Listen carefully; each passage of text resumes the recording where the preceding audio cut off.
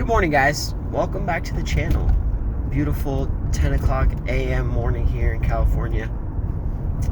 And a friend of mine yesterday brought up a pretty good point to anybody who is new in the cryptocurrency market. And he said to me that there is no reason that Ripple should care that XRP succeeds. And he says that the two of them are completely separate entities.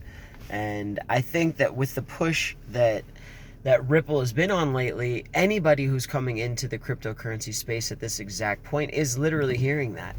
That's what they're getting from Ripple and from everybody, is that they are two different things, but yet when you really look into what XRP is, it's kind of hard to differentiate in a sense between the two, because of Corey Johnson's affiliation in the creation or development of XRP, and then obviously in his founding of the Ripple company itself. So it all seems really, really iffy if you're just coming in and you don't really understand why it is that Ripple is trying to draw these lines between understanding that Ripple is not directly associated to the success or failure of XRP.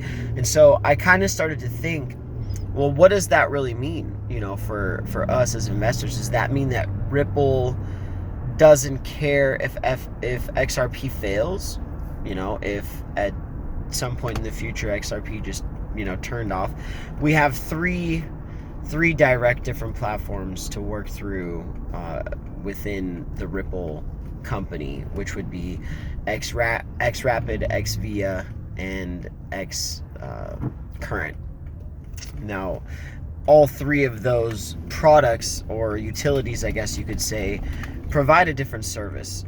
And XRapid, of the three, almost being the farthest one down the road, is what we're kind of looking at as a back end, extreme profit maker and time saver for anyone who's going to be trying to utilize the Ripple technologies of any form, whether it's XCurrent or XVIA. If we were to think that Ripple's end goal is not to sign or sign those companies to use XRP in their liquidity transactions, I think that would be foolish of us. I think it would be foolish of Ripple if that wasn't their end goal, if their end concept wasn't to have everyone tied into XRP in some way or another, whether it be coming on Cobalt or working through Codius. There's so many different things that are coming through the pipeline with the Ripple team. And I think it would be very narrow-minded of a concept to think that Ripple doesn't care about the success of XRP.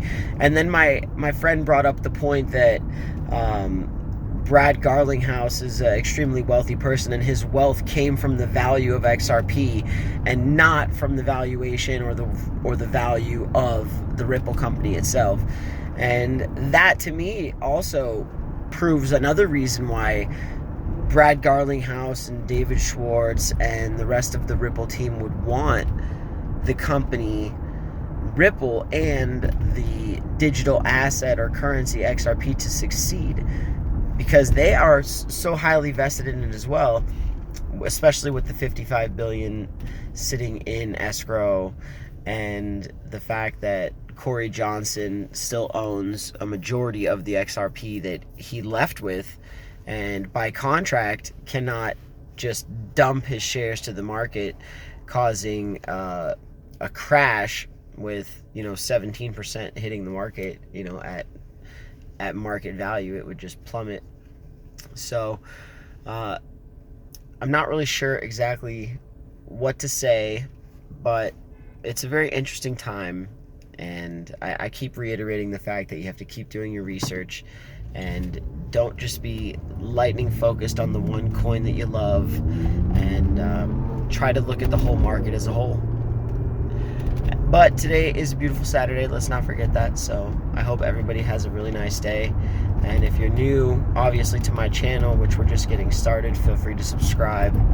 Leave a comment down below if you think if you agree with the fact that XRP and Ripple can survive without each other, because I don't know that they could. I don't know that they want to.